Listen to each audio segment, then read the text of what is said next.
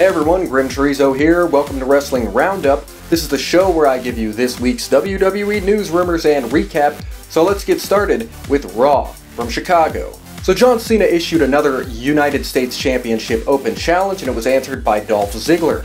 The two had a hell of a match, but Cena won after an attitude adjustment. But during the match, Dolph Ziggler did resort to dirty tactics, raking the eyes, and then hitting a super kick, but it still wasn't enough to put John Cena down. Regardless, it looks like the seeds have been planted that Dolph Ziggler is going to be turning heel soon, and I cannot wait for it to happen. For some reason, WWE thought it would be a good idea to have Roman Reigns go out and cut a 5 to 10 minute promo, especially for the Chicago crowd. So basically it was a long, boring promo about his feud with Bray Wyatt. The crowd let him hear it with what chants and boring chants, and then Roman Reigns had a match with Braun Strowman. Roman actually won the match by countout, but, you know, Braun still got up back to his feet afterwards, and then Roman Reigns proceeded to punch Bray Wyatt in the face, who was down doing his follow the buzzards pose. So here's where things get a little interesting. Last weekend, TMZ broke the news that Rusev and Lana had been engaged in real life.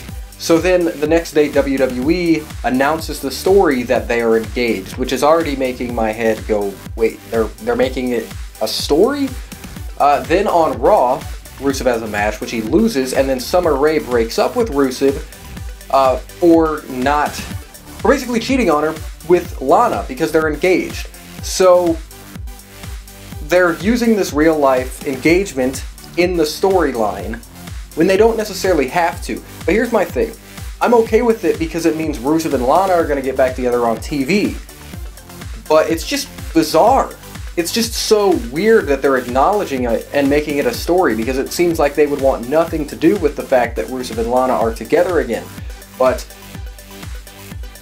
this storyline will probably go down as one of the worst in a long time. But either way, like I said, if it means Rusev and Lana are going to be paired back together and Lana can be back to, you know, the dominant manager that she was before, then I'm all for it. So the Authority couldn't make it to Raw for whatever reason, and they also apparently don't have smartphones that can text or check any social media sites, so they left Corporate Kane in charge, and he made the main event him versus Seth Rollins in a lumberjack match.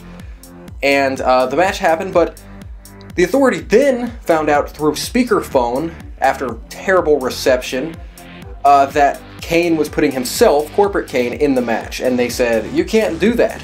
So Kane, Corporate Kane, found a new opponent, and in a big shock, it was the Demon Kane. And the Demon Kane proceeded to beat Seth Rollins in the lumberjack match. 1, 2, 3.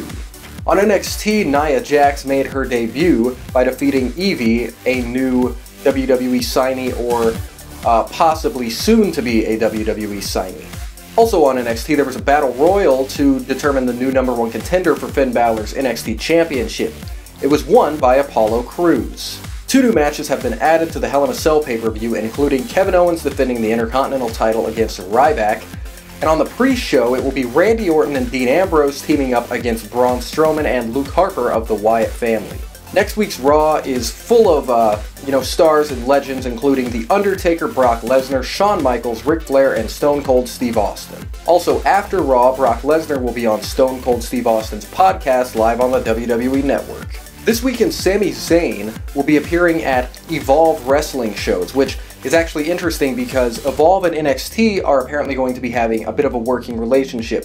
The details are not exactly known, but it looks like WWE will be promoting Evolve wrestlers, and Evolve will be, having guests from NXT. But we'll have to see what comes more from that. But either way, it's very, very cool.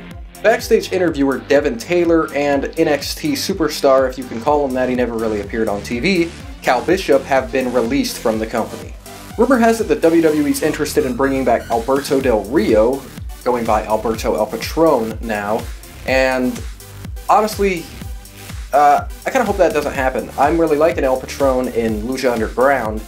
He actually gets to be cool there. And speaking of Lucha Underground, rumor has it that WWE is interested in trying to hire Lucha Underground stars Ricochet, who plays Prince Puma, and Angelico.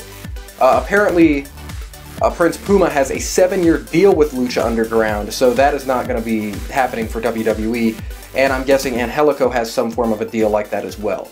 So that's what I got for you this week. Thanks for tuning in to Wrestling Roundup. I hope you enjoyed it, and I hope you will come back next week. See you guys later.